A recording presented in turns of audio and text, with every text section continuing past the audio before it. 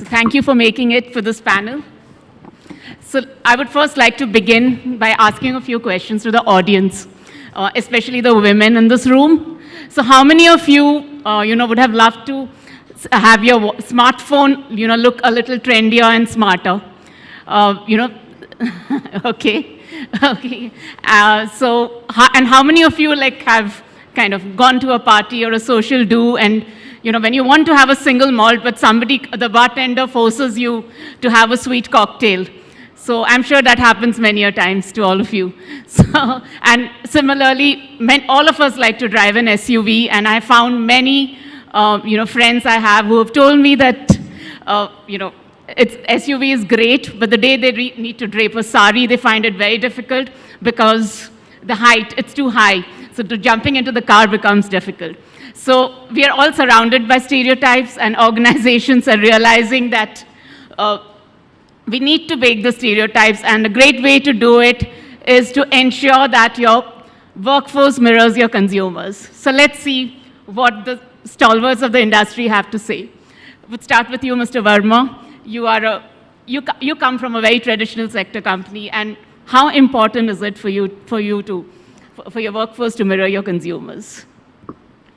Yeah, so a brief about the company I work. So we are into 14 businesses, and I'm glad Vivek has walked out. He's a dear friend. So we are a nightmare for all strategy consultants. But essentially, these 14 businesses can be bucketed into 4 clusters, and the biggest is B2C. So we make appliances, locks, home furniture, do home interiors. And the size of these businesses is about 1,20,000 crore in India, and it's growing. Now, if you look at the size of the market itself, this is the economic reality, and if one has to capitalize on it, one needs to know who are the strong influencers or the decision makers for these categories. So what's clear is that women, and I'm speaking of women, play a leading role as far as decision making for appliances, furniture, locks, and a lot of home improvement stuff goes. So what's helped us is to have people at our end, within Godrej, and I would say outside the fence, who mirror the influencers. Where we have benefited, if I may say so, is by having employees who mirror consumers. I think we gain on the factor of relating well with what the consumers want. That's one. The second is in terms of empathy, in terms of using the products. The third is, employees being non-judgmental. So the gender generally helps. And the fourth is communication and translating these nuances into insights and then into design. And so it's not only the product or the offerings, but it's the go-to market and the back end. So we have gained a lot. And one of our success stories has been we make refrigerators. And many years back, we had a blockbuster product. And I just thought the innovation was there was a radio attached to the refrigerator. And that's nothing great, but it's sold. And I think the singlest success factor for this product launch was we had women, and they had conversations with consumers, the influencers, and they said, yeah, we understand, we have to spend time in the kitchen, and we are busy, we enjoy it. And for our insight was, how do we make it a little more exciting? How do we make it a little better? But when I speak about mirroring customers, I just want to say we should not restrict to the front end. That would be terrible. I think there's a second dimension, which is in terms of skill set and capabilities that they bring. So we run factories, 11 locations all over the country. HR and I are sitting here today. And in places like Goa, and there are certain advantages, well, we have more than 40% of our workforce who are women, and I think they're doing a great job. And this is again a category which goes to households. And the third part, which is,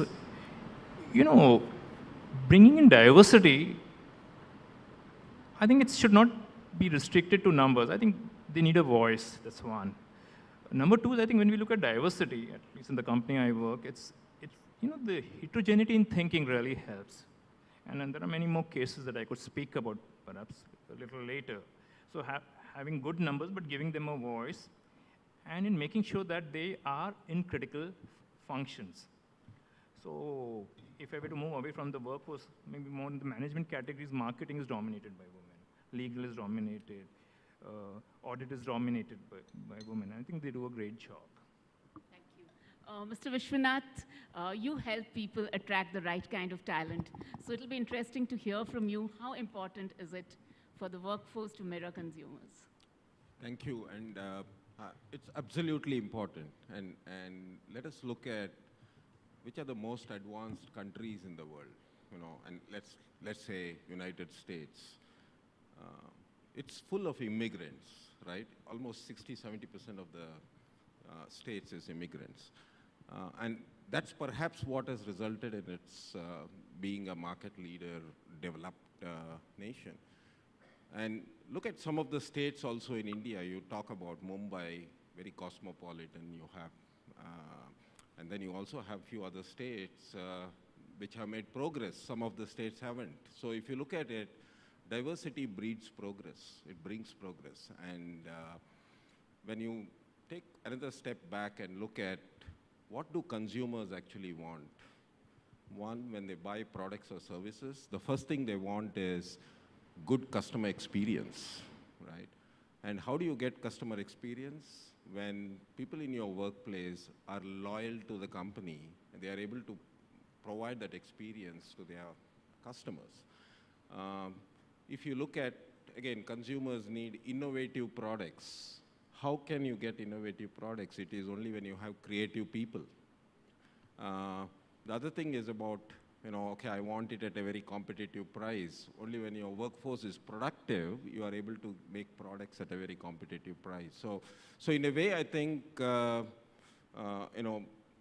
think unless your people are able to mirror those things like, they are the most productive, the most creative, I think you are not going to be having that in that leading edge. So to me, I think it's not a compromise. It is a must-have today, whether it is diversity or inclusion. And as Randstad, we operate in 39 countries. We recently changed our company's mission to be the most equitable and the most specialized talent company in the world. So and we all know that today talent is scarce, talent is borderless, and then I think talent also like to be what they are. So I think you need to provide an environment where people can bring their true self forward, and for that I think corporates need to make those changes as quickly as possible. Otherwise, they're going to be redundant. Thank you. Coming to you, Mr. Iyer, I think let's just talk about innovations directly. So, I mean, the common perception is that a diverse workforce helps an organization to come up with better innovations. And here, let's not just talk about women. Let's kind of talk about probably senior citizens. Let's talk about neurodiverse people. How does it help,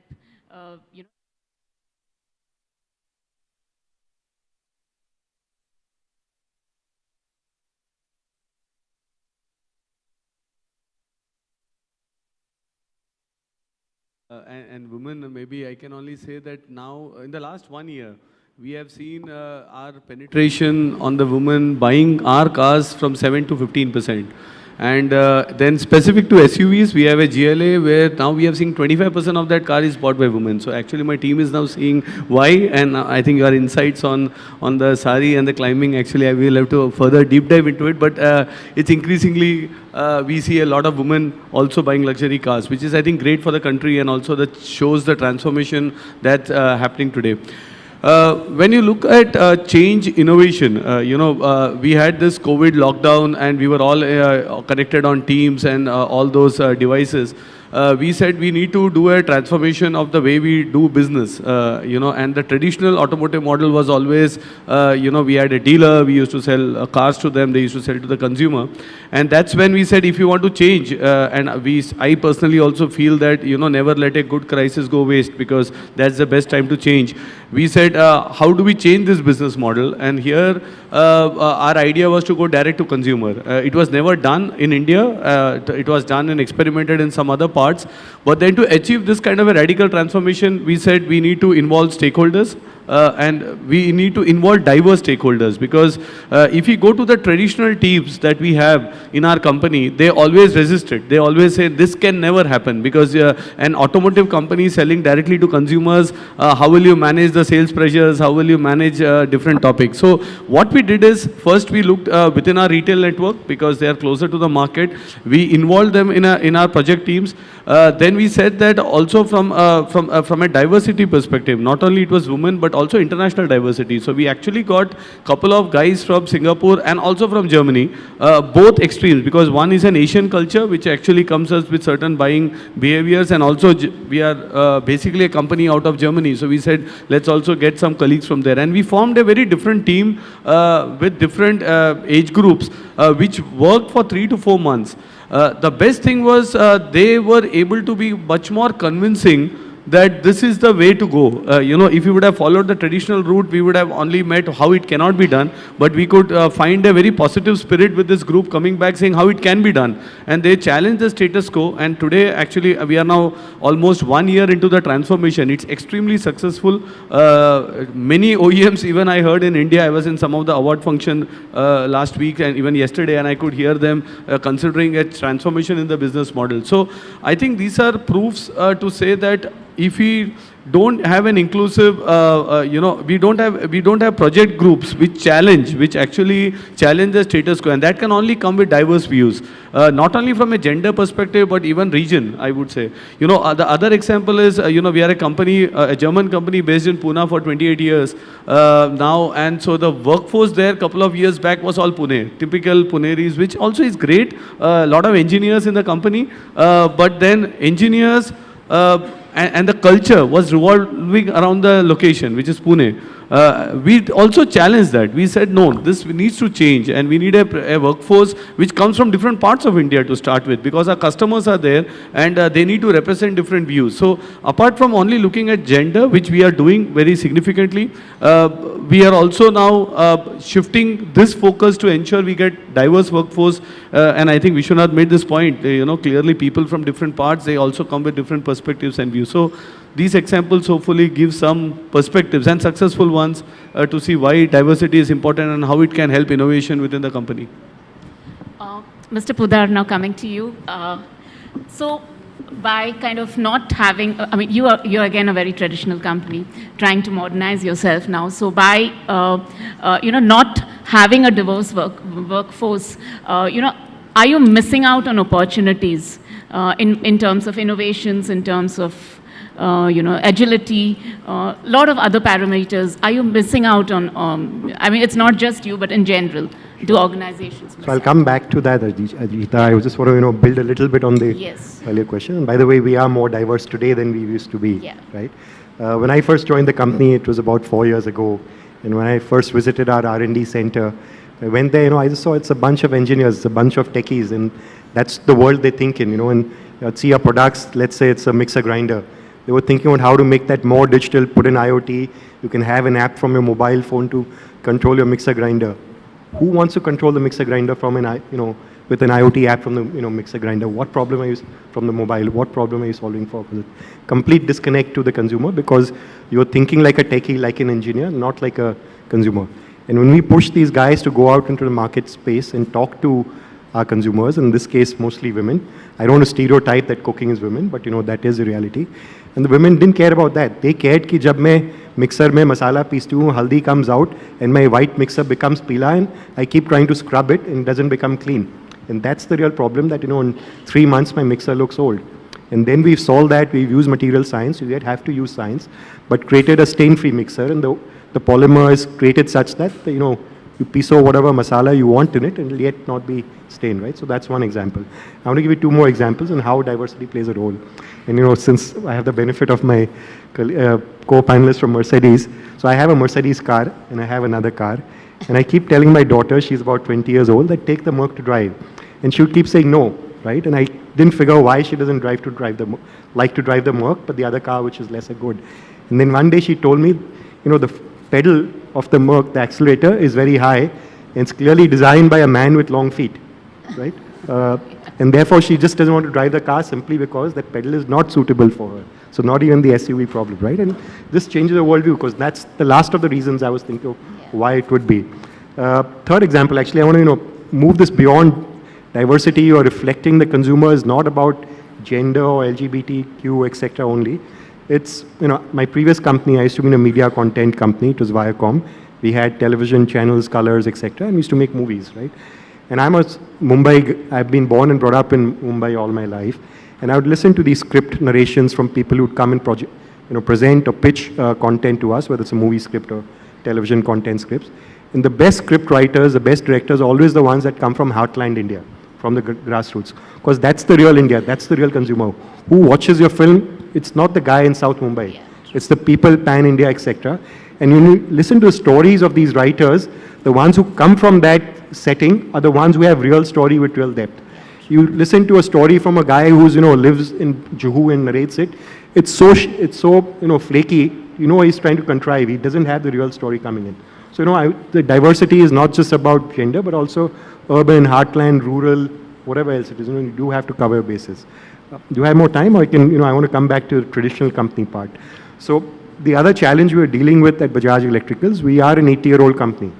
And, traditionally, when I joined, it was a promoter-run, very old-school company. No first names, those Sir Sharma ji, etc. We had 17 layers in the organization, very bureaucratic. Most people around for 20 years, and of course, a very male company. And there are many challenges we are solving for. And then it comes from an ethos, right? It was an ethos, promoter, vegetarian, non-smoker, do good, etc. And I'm non-vegetarian. I am vegetarian. I don't smoke. But how can I expect 2,000 people will, be vegetarian and not smoke, etc. So gender was one of my many issues that we had to solve for. But that starts from not saying that, okay, go out, let's, take a target, change the gender. It starts from a narrative that you have to actually, what is the society you're a part of? And then how do you adapt to that in terms of time, in terms of contemporariness? And I can, get more into how we did that. But we've really moved the needle and narrative in the organization to reflect the world outside. Interesting. So, okay, all organizations, most of the organizations, the forward-looking organizations, are doing their bit in, hiring more women, hiring more people from diverse backgrounds. But I write on this sector, on this segment quite a bit, and when I talk to people, when I talk to women especially, and even women leaders at the senior level, they have kind of told me about an unconscious bias. So it's not that, they get hired. Nobody has a problem with their credibility, the way they work. That's not an issue at all. But when it comes to moving up the ladder, very often there are biases. Suppose typically in a sales role, a woman is not kind of allowed to, they don't typically want to move them because to get the next promotion, they have to get moved to a newer role or move to a newer city. They don't because they feel that it's not fair to move. She has a family, so it's not fair to move her. So, and that's how their growth gets stunted. And women, in today's times, most of them don't have a problem with that. So, Mr. Vishwanath, I would like to hear from you. Is there unconscious bias in corporate India, and how does one get over it? Oh, absolutely. And earlier this year in Randstad, we made every employee do a training program around conscious inclusion. And we as a recruitment company interview thousands of people, and we also see corporates, looking at selection criteria. And I think some of the things that we see is clearly reflecting a bias. So if it is typically, in interviews you have seen women employees, not being chosen for certain roles. So there is some stereotyping that happens. Oh, this is not going to fit. This person might go on maternity leave for 6 months, so I got to still pick up the cost, and I'm going to own that headcount, typically those things. There is also this big thing about the, even when you are offering a increase, you always look at what's the current salary and then you offer a 25 or a 30% or whatever. We got to pay what the role demands. And then there is also this thing about the gender pay gap. Usually men get paid higher than women for the same role. So again, that's a unconscious bias, right? So there are a host of them, and I think it needs to change, and the change can happen only when your mindset changes, right? So yeah, I think we see quite a lot. Mr. Verma, how do you deal with unconscious biases, not only at the leadership level, but across categories, across levels? No, I think the tone is really set at the top. And in our case, we are fortunate. I think looked at human capital, and we've said, how best can we use this particular person? So in our organization, the fast trackers have been women. I used to be in human resources. I achieved at a particular level, and this is my colleague Harpreet who's sitting here. I think she achieved that position 10 years younger to the level I was in. So I think also the fact if you look at competencies, capabilities, if that's the currency, number one, and number two is if as an organization you are willing to do something which I would call unconventional and take, I won't call it a risk, but it's about having an open mind. So for example, we are just setting up a huge factory campus. It's at a place called Khalapur. It's near Kapoli. So that's 350 acres. So we are putting in a lot of manufacturing plants, and we are setting up capacities, and I think the investment is beyond 3,000 crores. And the design lead from my company is a lady. So as I said, it's not only numbers, sometimes the voice that we give. And she interacts with the government officials. She interacts with the Tata Consulting Engineers. I can take their name because we work with them. She designs the buildings.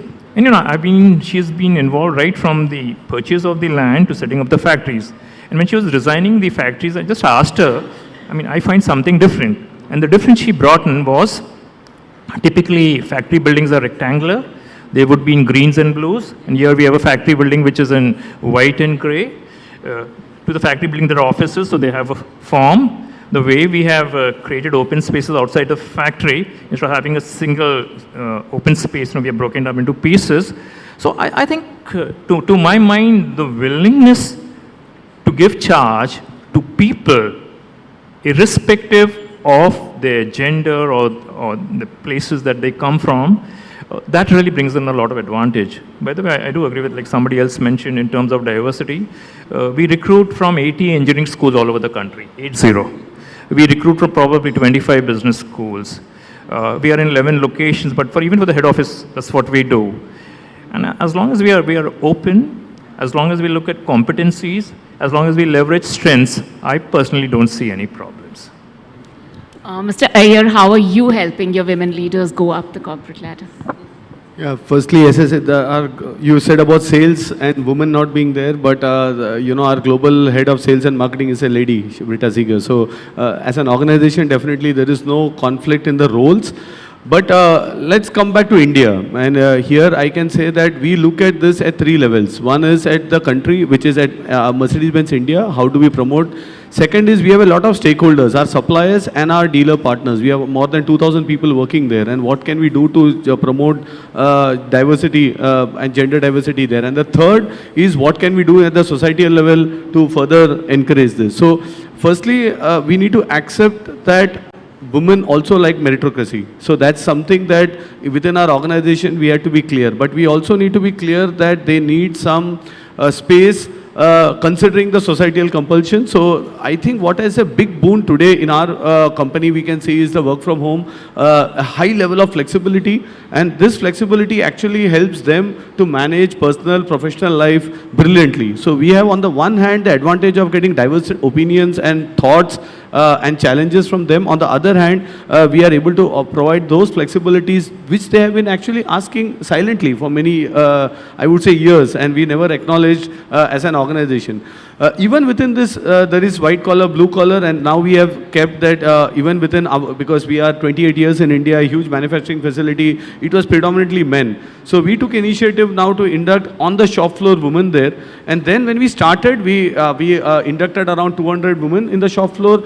They had their own set of challenges, you know, right from repositioning, I would say, many amenities for them, to the flexibility that we had to give them to get out of the line. We had to change our work processes. So I think it needs adjustment. It doesn't need any special treatment. They both are differently viewed. And I know many of my women colleagues who also come and say, we don't need anything, just we need understanding in a different manner. And as an organization, if we look into that, I think we are more successful. At our retail side, when we mandated, actually we had to come out with a policy, you know, mandating certain percentiles. So they said why, and that's something. So we had to spend an year or so in convincing them why. Then they came up with the similar challenges. You know, we are in the business of car industry, customer calls late night, is it safe? And then we said, hey, there are many sectors which operate, and I think that way India is a much safer country compared to many others. So we have to educate and have this dialogue constantly. And last not the least, when we look at also societal impact in and around us, we have to promote this also when we do social educational courses. So we need to see how do we make women skillable. You know, we have these engineering colleges, but the pass outs, men and women, it's not about gender here, but they both are non-skillable. So now when we are allocating our funds, we are saying clearly how do we make them more employable, what kind of an training program, you know, what can we give them. So if you work on all three levels, societal, your own corporate, and also stakeholders, I think it's a matter of time we see this change. We can learn also, we can learn from some of the other markets. They have done this consciously and they are quite successful. An important element of a workforce being diverse is gender pay parity. Mr. Podar, I would like to hear from you as to what are you doing to ensure that there's gender pay parity in your organization. Ajita, let me try and answer that in a reverse way. It's what we try not to do and ignore. We try to avoid the wrong conversation. So, like for example, now all of our hiring is gender neutral in the sense that, actually HR tries to go out and get women for a lot of the senior positions. But I tell them, go strictly by competence. Don't try to over-index one way or the other. And, more or less, and I think one of you made the point, that you already have a pay range for that role that's assigned. That was not assigned when you chose a candidate. So post that, when a woman, comes in, if she does, then, it's automatically actually setting a pay at a different level. But what we're also trying to do, some of these things, and I'm going to build on, I think your comment earlier that, the tone starts at the top. It's about change management. And, either you can do it by diktat or you can do it by change management. We had this conversation on our board a couple of years ago that when I was presenting this, that we're going to make these changes and do these things, etc. One of our board members is from the US and he comes from California. And he said, look, Anuj, this is the way we did it. We, told our guys that, look, this is what you got to do. Let's say for this example, you have to hire women and pay them. And if you can't do it, I will find somebody else who can do it, right? So that's one way of doing it by diktat, make that happen, and people will fall in line.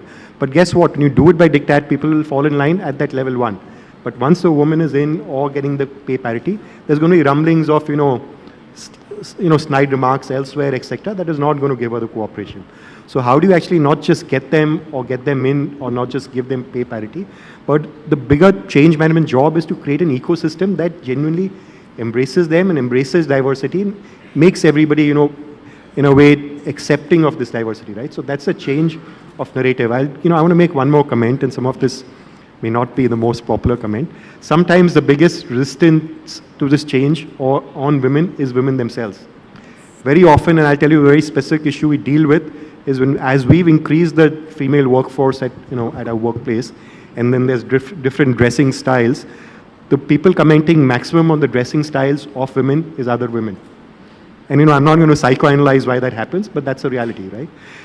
either you can get sucked into that, or you have to learn to switch off. And that's my point too. Can you actually not do some things and switch off from that conversation, completely ignore it?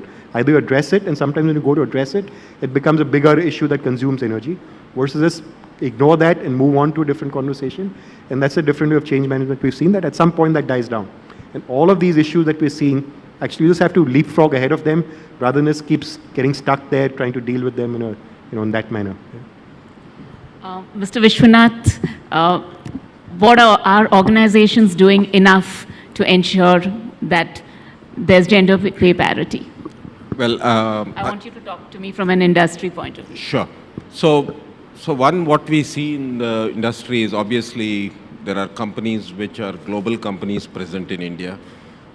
They get the benefit of adopting what's happening in other parts of the world. So you see a higher level of adoption when it comes to diversity, EDN, whether it's women or EDNI or people with disabilities. So you see a higher level of adoption in multinational companies. We get a lot of requests from companies specifically to hire diversity candidates. So that's increasing now, so which is a good thing. For us in Randstad itself, I think 47% of our employees are women, and almost 26% of them are in leadership positions. So I think it's also about setting a baseline and also living by example.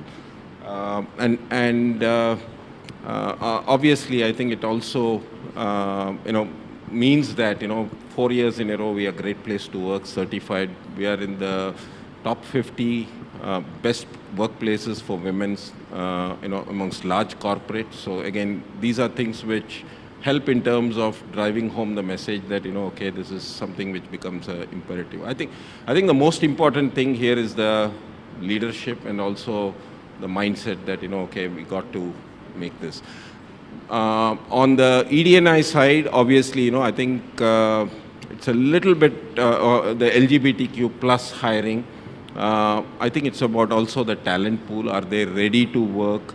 And this is where organizations are looking at how can we create skilling, reskilling, those kind of initiatives to make them job ready, and then also provide benefits in terms of what insurance is needed. Sometimes it may require surgeries.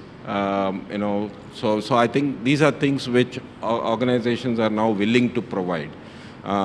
More importantly, I think these are people, so they like to be valued for the work they do. So I think it's also about, do they have a sense of belonging in the organization? So it requires a whole lot of change amongst managers, the way they do appraisals, the way they, make a cohesive work environment where everybody can succeed.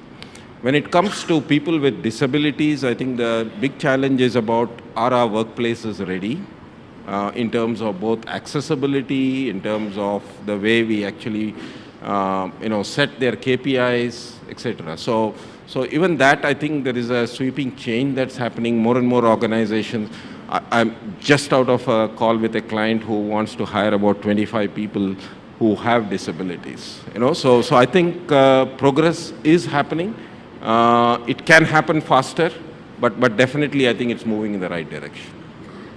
Mr. Joshi, coming to Mr. Verma, coming to you, it would be interesting to hear from you what really is your strategy when it gets when it is to get more people, not gender, but other kinds of diversities, like people who are neurodiverse, people with physical disabilities. What really is your strategy there? Are you looking at getting more widening your scope of diversity?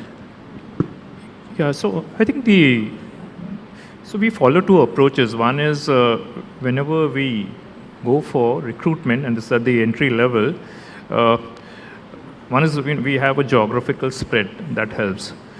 Number two is we do look at gender, but the broad direction is that our recruitment should mirror the number of women who are graduating from that particular class. Number three is we try to fit people to roles, so looking at the strengths, including physical, or should I say strengths, or gaps with the role that we have in mind.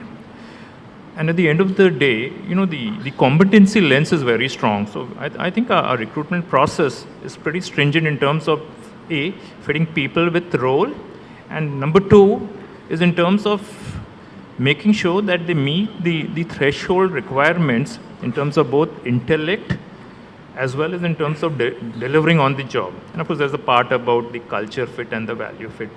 Our organization, and I heard him saying, we're about 125 years old, and we believe there are a lot of good things in the culture that we have today.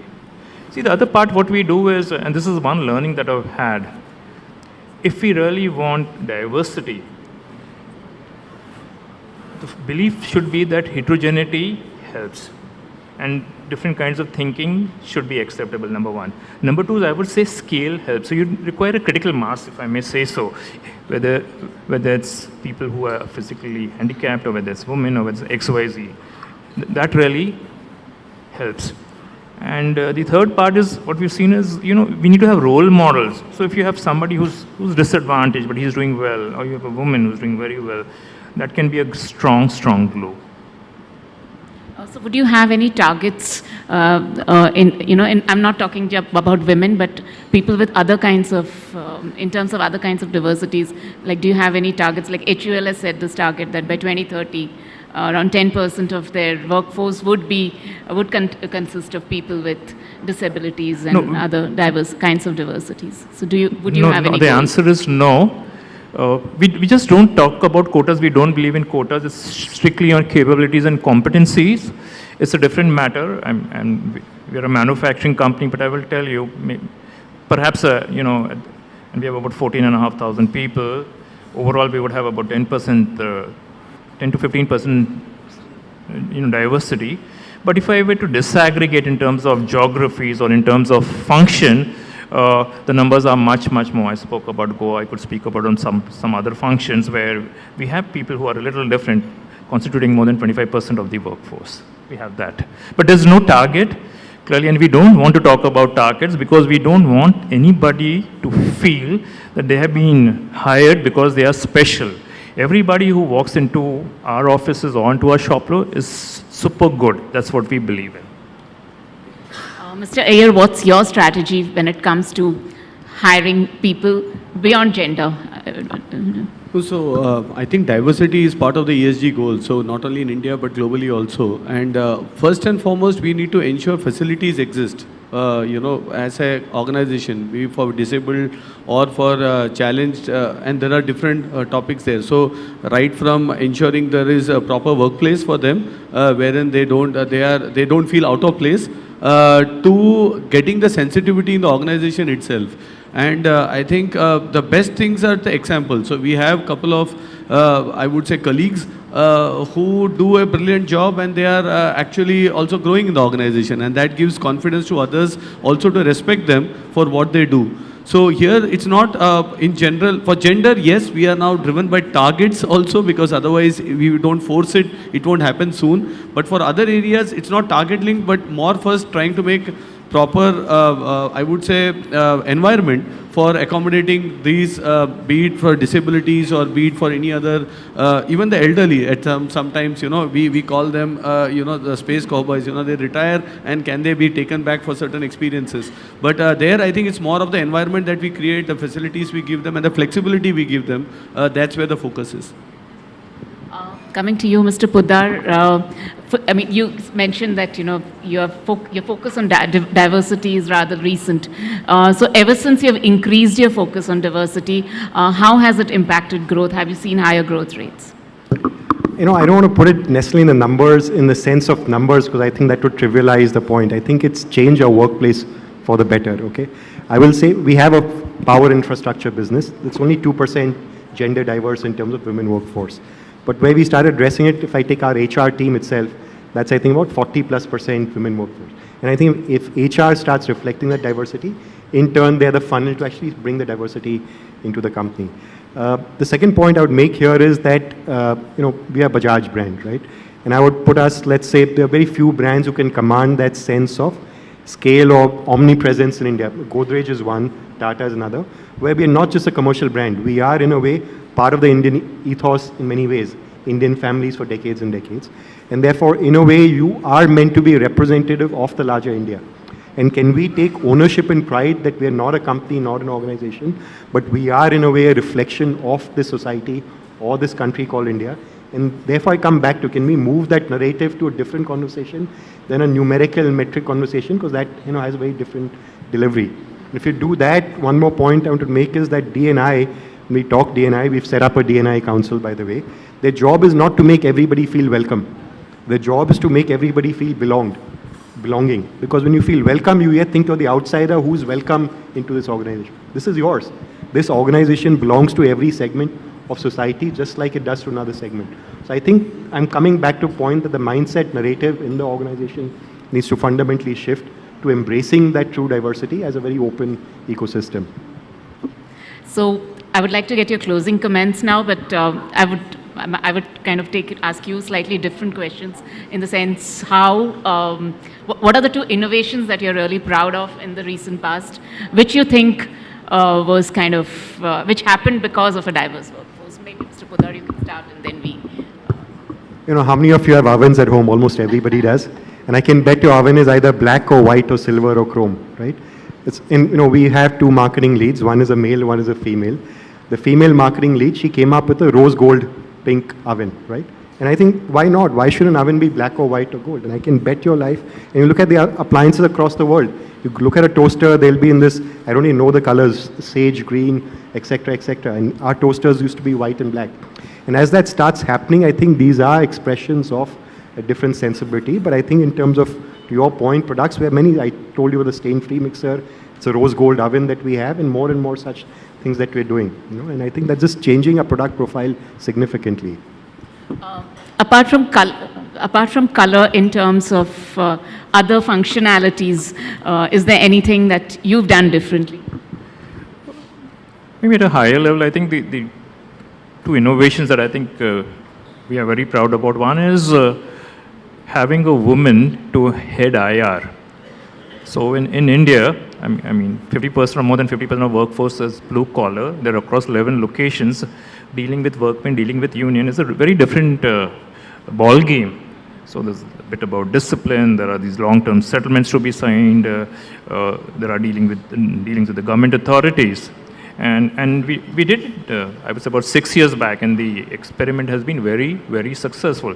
In fact, I thought the approach that the person brought in was much more nurturing, whereas I think we guys, and I'm guilty of that, we were a little more combative dealing with the union. So that's one. The second thing is, in service, so in a law category, so the service function is headed by a lady. Now that's pretty unusual for us. Maybe it's not unusual for others. And we said, let's do it. And, she works, her spouse works. And she said, when we have these technicians going to homes, to fit the high-end locks, or sometimes when people get stranded and because they have misplaced their keys. So she brought in an initiative which was all about telling the house owner, can we just do a security check for the home and we can give you some advice and you don't have to buy any of our products. And then in my conversation with her, I said, what made you think? And she said, see, I'm away from home. I have parents. I lock the room where I keep my valuables. And, we need to look at home security rather than door security. So the innovation, I think, was awesome, personally. Mr. Iyer. I think in the earlier discussion, I already gave an example of how diversity really pushed a new business model. But, I can only say that in my management team, my CFO is a lady as such. And last year, when we had one of the best ever results, we actually said her contribution, actually, she transformed in last 2 years what said. So, frankly, it's just not about innovation. Actually, they bring the perspectives that we see with diverse thoughts. And this is why we should also not limit only to gender. We should just go beyond gender also on geography as well as others. I think that's what it comes to the forefront. On the other side, if I look into Bangalore, we have 6,000 people working in our R&D setup there.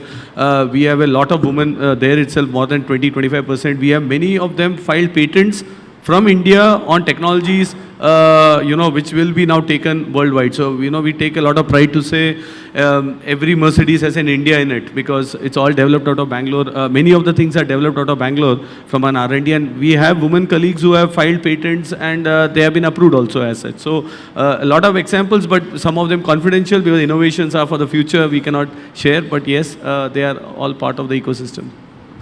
Yes, your final thoughts on that. Yeah, I believe culture breeds innovation, right? So, and being in a service industry, I think innovation is about creativity and also doing new ways of, finding new ways of doing things. So some of the things which we see are, whenever your structures or policies or frameworks are being built, we make sure that, typically the issue is, you are in an ivory tower, you make a policy sitting in, let's say, a corporate office. How does it get received in the different branches or the remote locations? So often we lose sight of that. So we have committees which review these policies and give opinions. Does this help the people with disabilities? Does this work for the LGBTQ? So I think we have created those kind of frameworks where people can give us feedback even before these policies are put in place. So I think these are small steps, the way you can breed creativity. And one thing is also, after COVID, I think it's all about humane leadership. And I think when you have a diverse workforce, you get the benefit of, showing that empathy in every action that you take. So I think it's a combination of all this which really makes it diverse. Thank you so much. Thank you all. Thank you so much. Thanks for the wonderful insights. Thanks a lot.